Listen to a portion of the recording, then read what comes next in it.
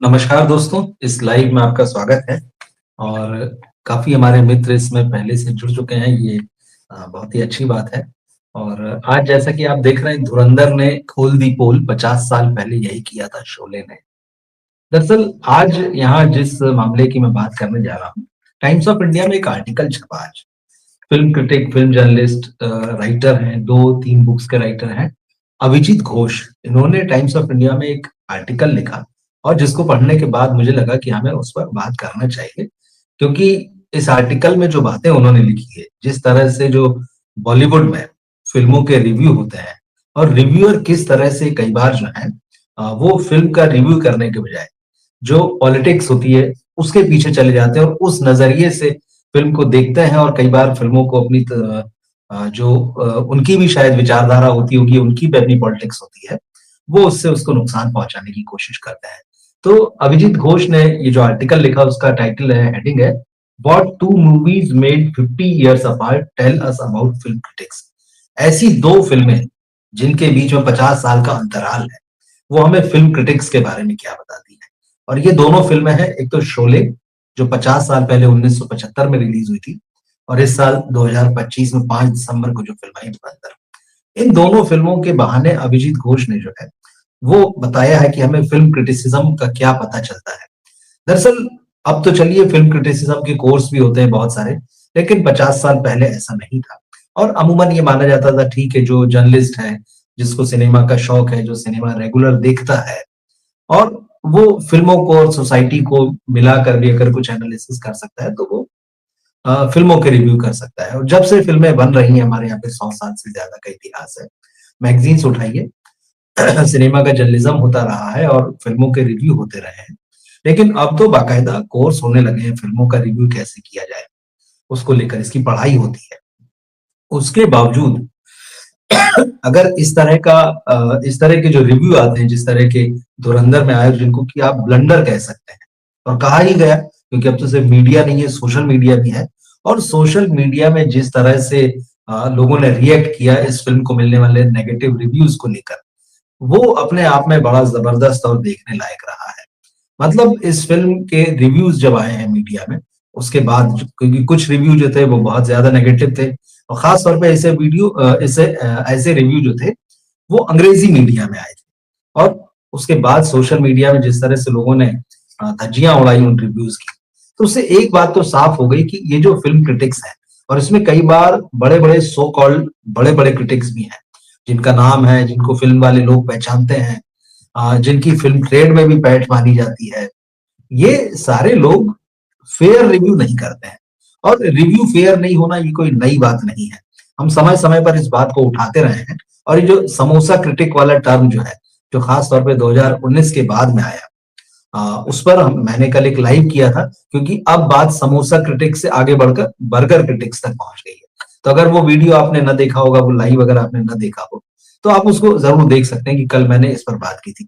लेकिन फिर आज ही ये आर्टिकल अभिजीत घोष, क्योंकि इन्होंने जो इनकी 2 किताबें मैंने पढ़ी हैं और बहुत इंटरेस्टिंग है। इनकी जो सबसे लेटेस्ट बुक है, जो आई थिंक पिछले ही साल आई थी, उनकी किताब है when Ardhsatya met Himmatwala, the many lives of 1980s Bombay cinema. तो 80 के दशक का जो सिनेमा है, जहाँ एक तरफ अर्धसत्य जैसी फिल्म बन रही थी, अ, ओमपुरी, और दूसरी तरफ जो है हिम्मतवाला जैसी फिल्म बन रही थी, जितेंद्र, श्रीदेवी, जयाप्रदा, ये जो दौर था, तो वो जो 80s का बॉम्बे का सिनेमा था, उसको लेकर ये पूरा एनालिसिस है। और एक और अभिजीत जी की बड़ी बढ़िया किताब है, सिनेमा भोजपुरी। इसमें भोजपुरी फिल्मों का आप इतिहास भी कह लें, उसके बाद में किस तरह से भोजपुरी फिल्मों का एक कल्चर रहा है, भोजपुरी फिल्मों का क्या इम्पैक्ट है, ये बड़ी अच्छी किताब है ये। तो ये 2 फ़िल्में, तो आज जब ये आर्टिकल देखा मैंने, तो मैंने सोचा इस पर हमें बात करना चाहिए। तो जैसे उन्होंने कहा कि ये 2 फ़िल्में 50 साल के अंतराल पर आने वाली 2 फ़िल्में, तो 50 साल में तो बहुत कुछ बदल जाता है, लेकिन ये आर्टिकल आपको बताता है कि कुछ नहीं बदलता है। 50 साल पहले भी उसी तरह से रिव्यू हो रहे थे और 50 साल बाद भी आज वैसे ही रिव्यू हो रहे हैं। मतलब हर फ्राइडे तो हम देखते ही कैसा गोलमाल भी होता है, समोसा क्रिटिक, बर्गर क्रिटिक, वो जो स्टार रेटिंग शुरू हुई लगभग पिछले 2 ढाई दशक में, उसको लेकर जो खेल होता है बॉलीवुड में, तो उसने रिव्यू की तो जबरदस्त रूप से वाट लगा रखी है, ये बात तो एकदम सही है। क्योंकि मेकर्स भी जो होते हैं, प्रोड्यूसर्स भी जो होते हैं, डायरेक्टर होते हैं, उनका रहता है कि यार रेटिंग दे दो, अंदर चाहे जो लिखो। तो ऐसे आपको बहुत सारे रिव्यूज मिलेंगे और मैं तो पढ़ता ही रहता हूँ और 2.5-3 दशक से पढ़ रहा हूँ। हालांकि जब मैंने शुरू किया था पढ़ना, मतलब जब छोटा था और सिनेमा देखना और रिव्यूज पर गौर करना, ये रेटिंग तब नहीं हुआ करती थी। ये रेटिंग जैसे मैं कह रहा हूँ कि पिछले 20-22 साल का जो है ये पूरा एक नया ट्रेंड है। और हालांकि अब तो कई लोग ऐसे भी हैं जो इस बात का विरोध करते हैं, रिव्यूअर्स भी उसमें शामिल हैं कि यार रेटिंग मत दो, आप तो रिव्यू लिखो। रिव्यू पढ़े जाते हैं, रिव्यू में ओपिनियन मिलता है सिनेमा के बारे में, और रेटिंग देख के तो अच्छा ठीक है, रेटिंग इतनी मिली, फिर अब अंदर पढ़ने की जरूरत नहीं है। तो वो नहीं है। हालांकि मैं खुद भी, आप देखते हैं कि जब मैं रिव्यू करता हूं तो मैं कभी रेटिंग नहीं देता हूं कि इस फिल्म को 1 स्टार, 2 स्टार की 4 1 5। मैं ये मानता हूं कि रिव्यू होना चाहिए। रेटिंग बहुत झूठ बोलती है और ऐसे अ, हर हफ्ते आपको ये चीजें देखने मिलेगी। तो बात जो इस आर्टिकल में यह है कि 50 साल पहले जैसे रिव्यू हो रहे थे वैसे ही आज भी हो रहे हैं। अंडरलाइन इसी बात को ही करता है। इस आर्टिकल में अभिजीत घोष ने दोनों फिल्मों की तुलना भी की है कि दोनों फिल्मों में क्या समानता है और दोनों फिल्मों में क्या फर्क है। तो इस पर भी मैं बात करूंगा। तो उन्होंने जो बात कही भाई, आदित्य धर की धुरंधर और रमेश सिप्पी की शोले, एक बड़ी समानता यह है कि दोनों फिल्मों ने अपने समय में जो आमतौर पर फिल्में आ रही थी, उसकी जो लेंथ जो थी, हुआ करती थी या हुआ करती है, उसकी लिमिट को क्रॉस किया। शोले जो है वो 3 घंटे 24 मिनट की फिल्म थी और उस वक्त माना गया है बहुत लंबी फिल्म है, कैसे लोग ठहरेंगे। और यही बात जब जो धुरंधर आई तो बहुत कहा गया कि 3 घंटे 34 मिनट की फिल्म है, कौन बैठ के देखेगा। लेकिन इन दोनों फिल्मों को दर्शकों ने बैठकर देखा। इससे ये पता चलता है कि फिल्म की लंबाई मैटर नहीं करती है, फिल्म का कंटेंट मैटर करता है। फिल्म किस तरह से ऑडियंस को होल्ड कर रही है ये मैटर करता है। तो इन दोनों फिल्मों ने ये साबित किया। और फिर एक और चीज, दोनों फिल्मों में जब वो समानताएं गिनाते हैं, दोनों फिल्मों में आप देखिए किसी एक के कंधे पर ये फिल्म नहीं है। शोले किसी एक आदमी के कंधे पर नहीं थी। संजीव कुमार से बात शुरू होती है, अमजद खान है, अमिताभ बच्चन है, धर्मेंद्र है, हेमा मालिनी है, रेखा है, असरानी है, जगदीप है, सचिन है, ए के हंगल है, मतलब एक एक कैरेक्टर आप उसमें नाम लेते जाए, कितने सारे लोग हैं। तो ये जो कुछ लोग कह रहे हैं कि भाई जैसे अक्षय खन्ना को भी जो है दृश्यम 3 की जो सारी बातें चल रही है उसमें, दृश्यम 3 के डायरेक्टर जो है अभिषेक पाठक, उन्होंने चैलेंज दिया कि सोलो फिल्म में आप इतनी बड़ी हिट दे के दिखाइए। बात सोलो की नहीं है, बात अच्छे सिनेमा की है। तो शोले में आपको वही चीज मिलेगी, वही चीज आप जो है इधर देख लीजिए धुरंधर में। ये भी मल्टी स्टार है। अब रणवीर सिंह आप देखिए, रणवीर सिंह है, अक्षय खन्ना है, संजय दत्त है, उसके बाद में अ,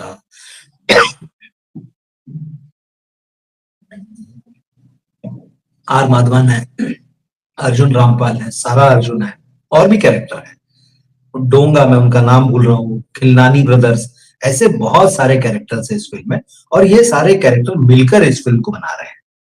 तो इस फिल्म, एक बार फिर इस मिथक को इस चीज ने, इस फिल्म ने तोड़ा कि भाई आपको जो है एक ही स्टार के या 2 स्टार के कंधों पर जो है वो कोई फिल्म टिकी हो सकती है नहीं। एक सेकंड रुकिएगा, मैं अकेला हूँ और कोई आया है, आधा मिनट होगा।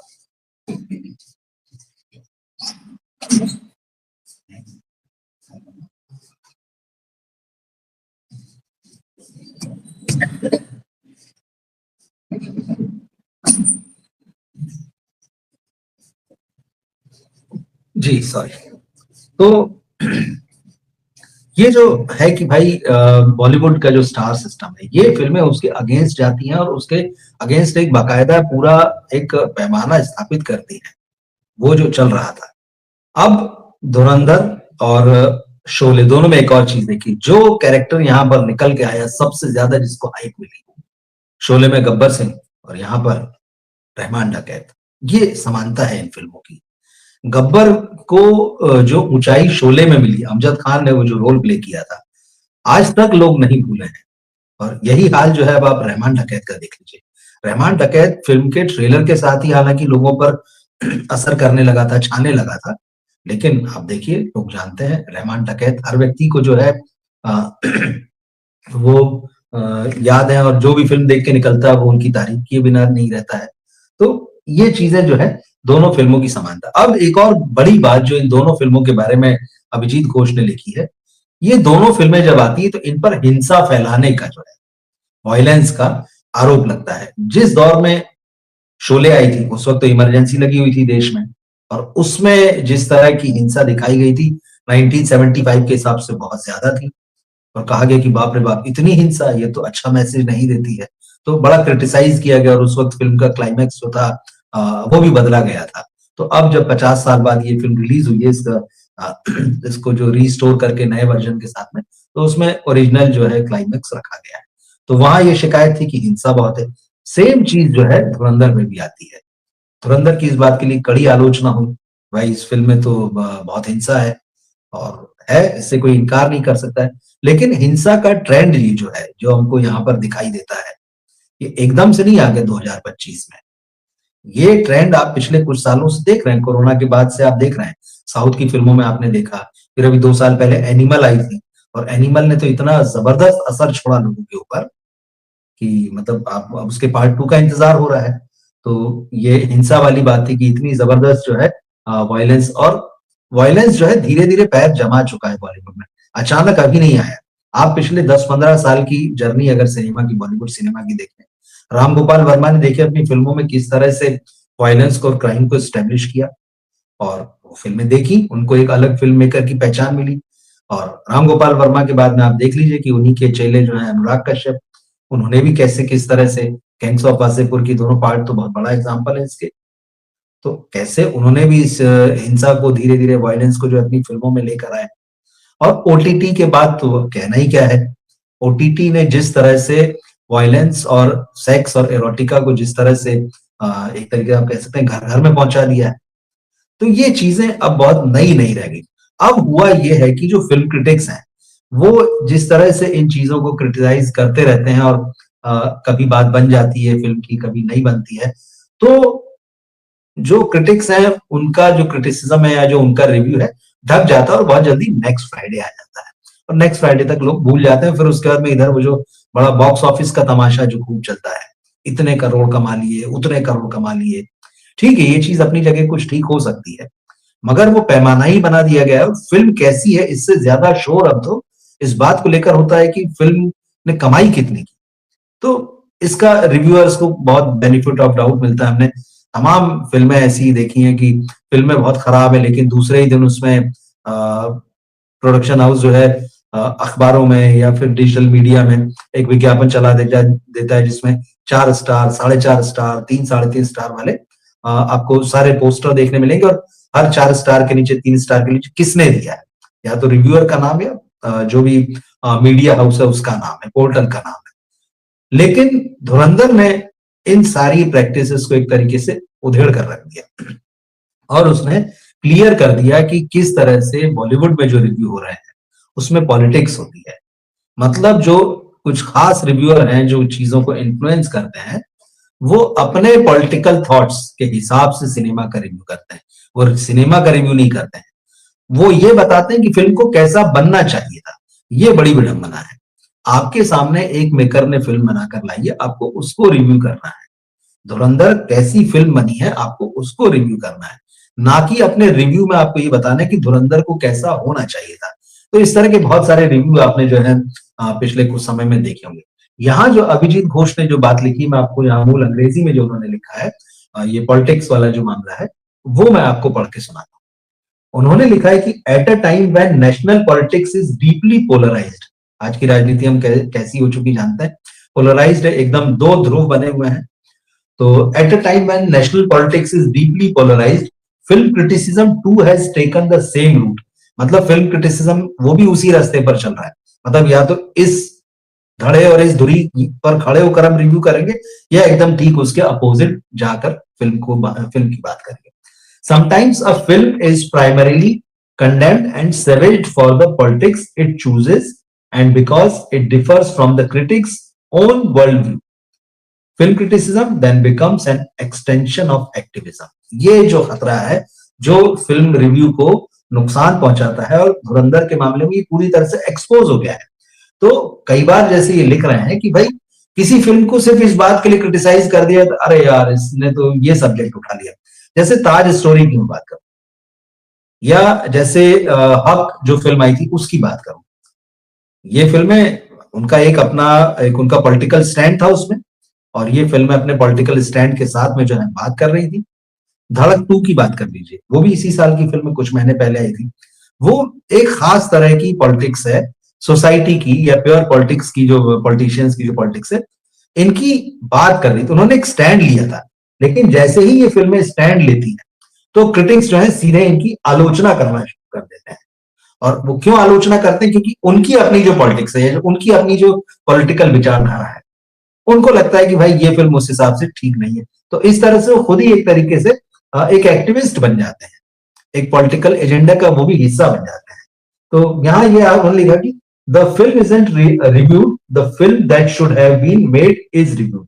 वही जो बात मैंने कहा कि जब ये क्रिटिक्स ऐसा करते हैं, तो फिल्मों का रिव्यू नहीं करते हैं, वो बताते हैं कि फिल्म को कैसे बनाया जाना चाहिए था।